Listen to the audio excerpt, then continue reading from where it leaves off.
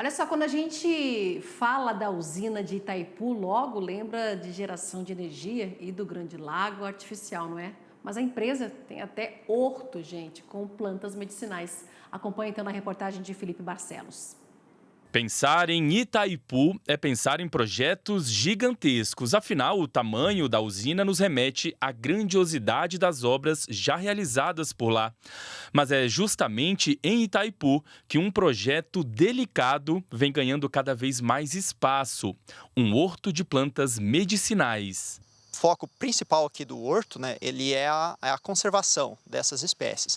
Então a gente trabalha atualmente com em torno de 140 espécies de plantas medicinais, sendo essas nativas aqui da região, como eu comentei, mas também, claro, o resgate e a manutenção das plantas tradicionalmente cultivadas pela população. Então a gente vai ter as plantas nativas, eu vou ter a espinheira santa, eu vou ter a cidreirinha, eu vou ter o burrito, que são plantas tradicionais aqui da região, mas também eu vou ter a arruda, eu vou ter a hortelã, eu vou ter outras espécies que são exóticas disponíveis para a população. Claro que o grande foco e a principal intenção da Itaipu é a conservação das espécies nativas, mas a gente tem que manter essa característica também de levar as demais plantas tradicionais e com elas a difusão das demais espécies. Nos canteiros, além das plantas medicinais, é possível encontrar também várias espécies condimentais, aromáticas e alimentícias não convencionais, todas cultivadas no sistema orgânico. Algumas delas, inclusive, reúnem todas as características e atraem a curiosidade dos visitantes. E olha só, andando aqui pelas trilhas do horto, uma das plantas que mais me chamou a atenção foi essa daqui, que é chamada de cana do brejo, uma planta super tradicional aqui da região. Além de ser ornamental, que ela é muito bonita, ela também é aromática, medicinal e comestível. Muito boa. O horto está localizado no Refúgio Biológico Bela Vista da Itaipu e abriga áreas de cultivo e infraestrutura de produção de mudas, por exemplo.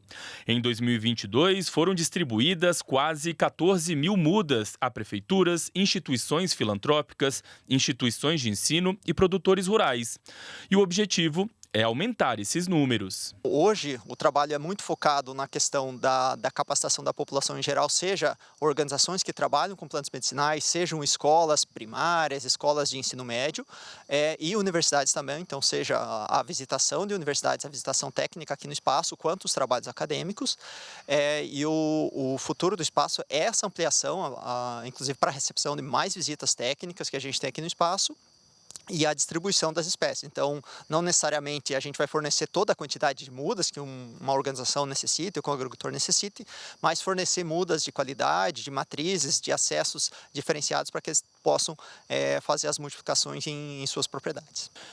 E olha só, o sucesso do horto se deve muito também ao trabalho desenvolvido aqui nesse espaço. É um meliponário que reúne cerca de 11 espécies nativas sem ferrão, fundamentais para a polinização aqui da região. A gente sabe que as espécies em geral elas necessitam dessa polinização. Muitas dessas espécies do horto elas fazem parte desse rol de espécies que precisam ser polinizadas e as abelhas acabam contribuindo nesse processo, né? Como um papel fundamental de serviço ao ecossistema com que elas podem contribuir. Com área verde de quase 1.800 hectares, o refúgio biológico é referência em projetos de conservação de fauna e flora e é reconhecido como um posto avançado da Reserva da Biosfera da Mata Atlântica. Por isso, a bióloga destaca a importância do trabalho realizado com as abelhas para toda essa região. Então, quando a gente pensa em áreas que a gente tenha uma finalidade de proteção, mas também, ao mesmo tempo, de restauração, né, que é o caso de Itaipu, essas abelhas elas são fundamentais para ambos os processos, pensando em conservação.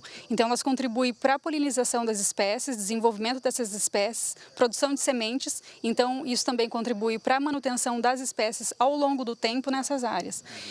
Então, é um trabalho, na verdade, de dupla mão, né? As abelhas se beneficiam, né, tendo o alimento que elas necessitam e, ao mesmo tempo, as áreas, pensando em longevidade, a médio e longo prazo.